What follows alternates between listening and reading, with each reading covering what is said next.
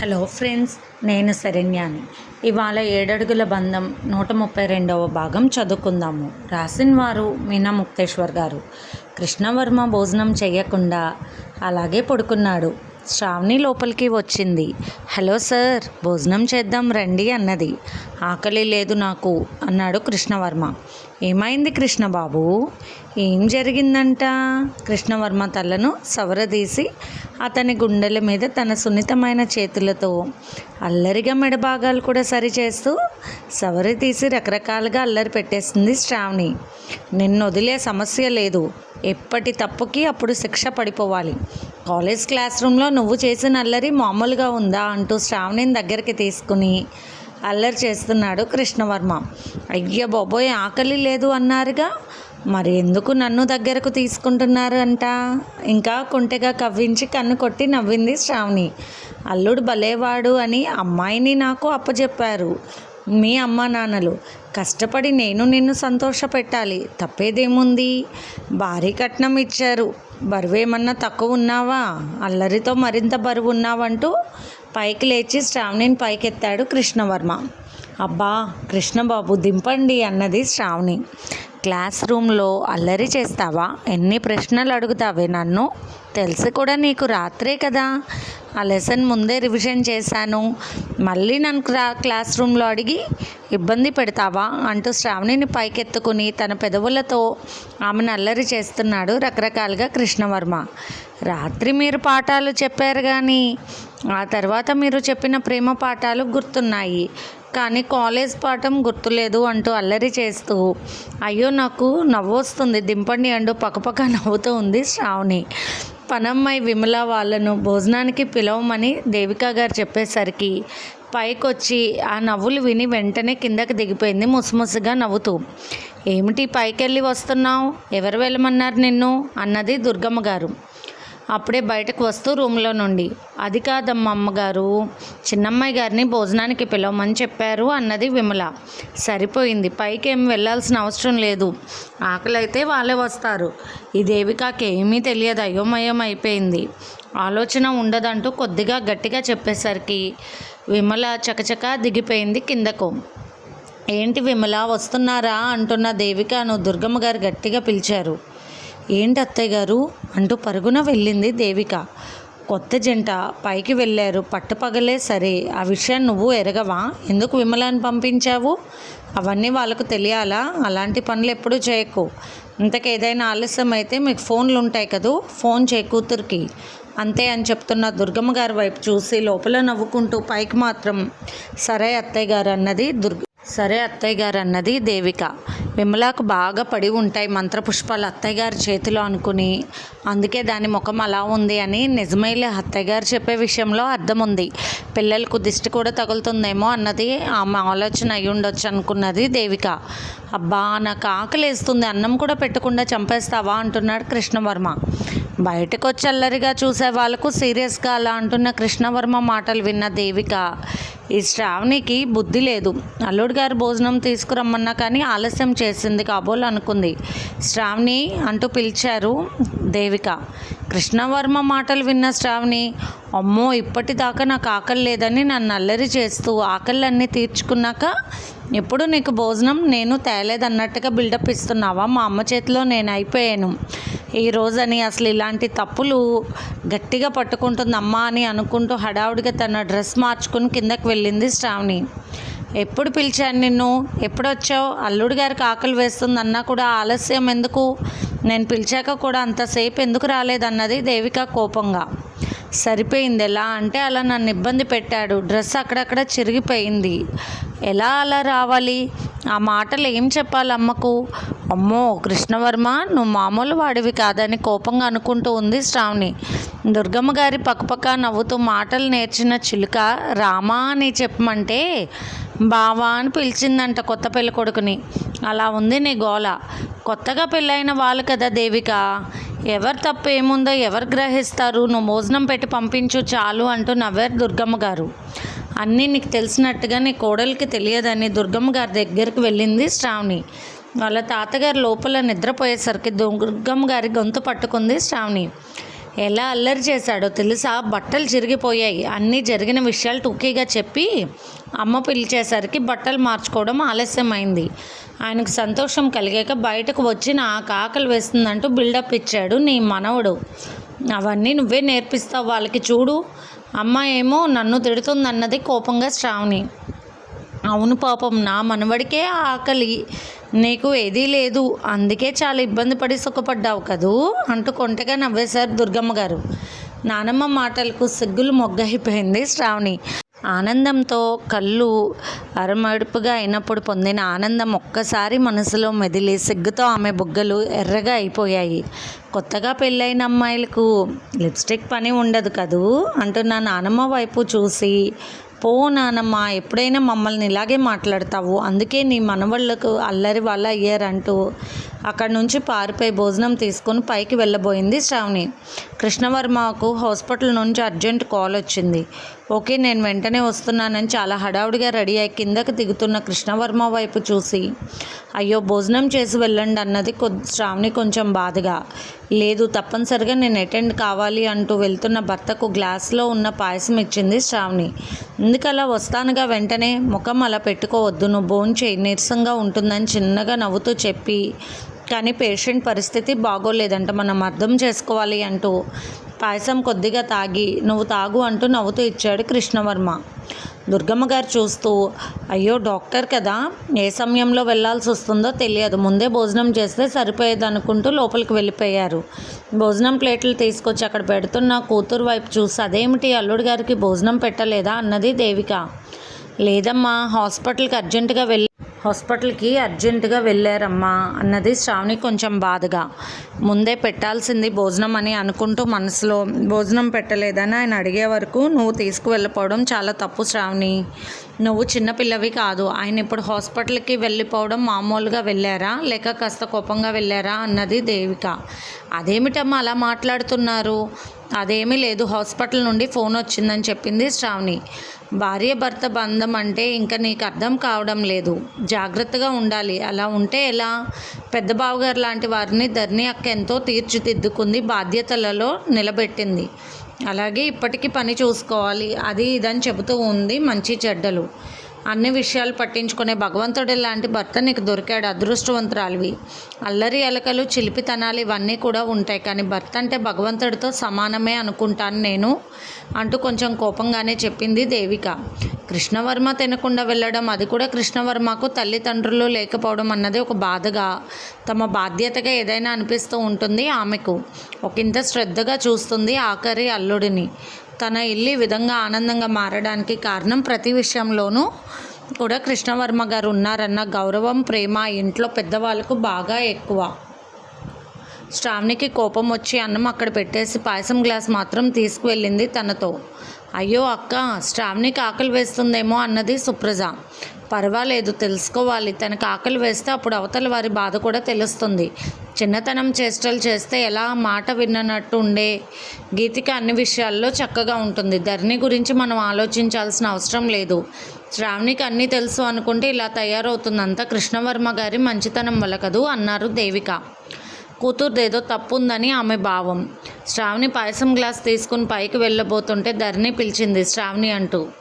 శ్రావణి ముఖం వైపు చూడకుండా నవ్వుతూ, ఇలా రావే అంటూ గీతిక చెప్తుంటే నాకు నవ్వొస్తుంది. వెబ్ సిరీస్ అంట, ప్రతిరోజు అల్లాడిస్తున్నాను భర్తనని చెబుతుంది అని గీతిక చెబుతున్న మాటలు చెబుతూ నవ్వుతూ ఉంది ధరణి. ధరణికి కషాయం ఇవ్వాలి అని వచ్చిన దేవిక గారు ఆ మాటలు విన్నారు. ఆమెకు చాలా కోపం వచ్చింది. జీవితం అంటే వెబ్ సిరీస్ అనుకుంటుందా గీతిక అన్నది కోపంగా. ఒక్కసారిగా విస్తుపోయింది ధరణి, భయపడింది శ్రావణి. అసలు దేవిక గారు ఎప్పుడు అలా గట్టిగా మాట్లాడిందే లేదు. ఏమిటమ్మా అన్నది ధరణి. గీతిక చేసే పనులకు నువ్వు నవ్వడం ఏమిటో నాకు అర్థం కాలేదు ధరణి. నీకు బాధ్యత లేదా? ఇంటికి పెద్దదానివి కదా నువ్వు. చెల్లెళ్ళు తప్పు చేస్తున్నప్పుడు తప్పు అని చెప్పి తీరాలి.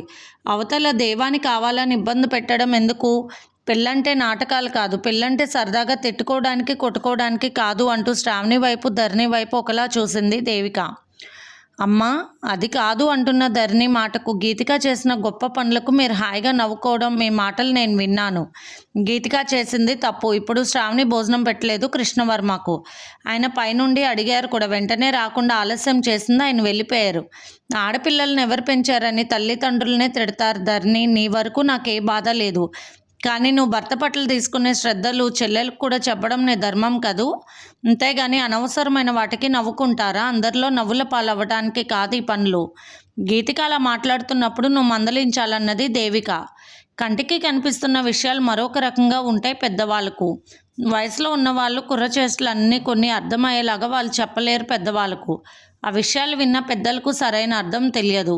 భర్తలంటే పెద్ద లెక్క లేకుండా ప్రవర్తిస్తున్నారన్న విషయం మాత్రం రూఢిగా అర్థం చేసుకున్నారు దేవిక. అందుకే అంతలా కోపం తెచ్చుకుని కూతుర్లను మందలించారు దేవిక. ధరణి దేవిక గారి దగ్గరికి వచ్చి, అమ్మా నేను చెప్పేది వినండి అన్నది. ఏం చెప్తావు ధరణి? మంచి భర్త దొరకాలంటే పెట్టి పుట్టాలి. కానీ మంచివారు దొరికినప్పుడు విలువ తెలుసుకోకుండా అతివేషాలు వేయడం అంత మంచిది కాదు అన్నారు దేవిక. సుప్రజ దేవిక గారి పక్కకు వచ్చింది, అన్ని మాటలు విన్నది. అక్క ఒక్కసారి ఇలా రండి అన్నది సుప్రజ. ఏంటి సుప్రజ, నాకు మనసు అంతా ఏదోలా ఉంది అంటూ సుప్రజ దగ్గరకు వచ్చారు దేవిక. అక్కడ చూస్తే గీతిక భర్త పట్ల అలా ప్రవర్తిస్తుంది, ఇక్కడ చూస్తే శ్రావణి ఇలా ప్రవర్తిస్తుంది. అన్నీ తెలుసు అనుకున్న పెద్దమ్మాయి ఈ విధంగా మాట్లాడుతుంది. ఇదంతా నా పెంపకం లోపమా అంటూ అలాగే కూర్చున్నారు దేవిక. ధరణికి బాధగా అనిపించింది. శ్రావణికి కాస్త భయం వేసింది. ఎప్పుడు అమ్మ కోపం చూడలేదు. అసలు ఆమె ఇలా మాట్లాడుతుందని కూడా తెలియదని చెప్పుకున్నారు ధరణి శ్రావణి. సుప్రజ దేవికతో మాట్లాడుతూ, అక్క కాలం మారుతుంది, మనం చూస్తూ ఉండాలి. కొన్ని మితిమీరిన తప్పులు చేసినప్పుడు మాట్లాడడం తప్పులేదు, కానీ మనకు అర్థం కాని విషయాలు కొన్ని ఉంటాయి కదూ అంటూ నవ్వింది సుప్రజ. నా కళ్ళతో నేను చూస్తూనే ఉన్నాను సుప్రజ. భోజనం పెట్టమని కృష్ణవర్మ గారు అడగడం, శ్రావణి లోపల నుంచి బయటికి రావడానికి అంత సమయం పట్టడం, ఇదంతా నిర్లక్ష్యపు ధోరణి కాదా? కృష్ణవర్మ గారి మంచితనాన్ని అలసుగా తీసుకోవడం కాదంటావా అన్నది ధరణి. అన్ని వయసులు ఒకలా ఉండవు. మనం కూడా చిన్న వయసుల నుండి ఈ వయసుకు వచ్చాము. కొన్ని విషయాలు మీరు అర్థం చేసుకోవాలక్క. కాస్త సూక్ష్మంగా ఆలోచించండి. కొంచెం వెనక్కి వెళ్ళి మీకు పెళ్ళైన కొత్త రోజులను కూడా గుర్తు చేసుకుని అప్పుడు ఆలోచించండి అంటూ చిన్నగా చెబుతూ ఉంది సుప్రజ. భోజనం చేయడానికి వచ్చిన కృష్ణవర్మ గారు ముందే డాబా మీదకు వెళ్ళారు కదా, తర్వాత తింటానని వెళ్ళారు. అప్పుడు శ్రావణి వెళ్ళింది.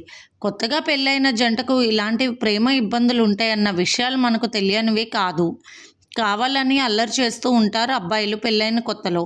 ఆ తర్వాత అల్లరి చేసి గెలిచేది అమ్మాయిలే అనుకోండి. వయసులో ఉన్నప్పుడు కొన్ని విషయాలలో లోపల అమ్మాయిలు పడే ఇబ్బందులు బయటకు వచ్చి చెప్పుకోలేని పరిస్థితుల్లో ఉండవచ్చు కదా, అందుకు లేట్ అయి ఉండవచ్చు. శ్రావణిని కృష్ణవర్మ గారు పిలిచినప్పుడు మీరే అర్థం చేసుకోండి.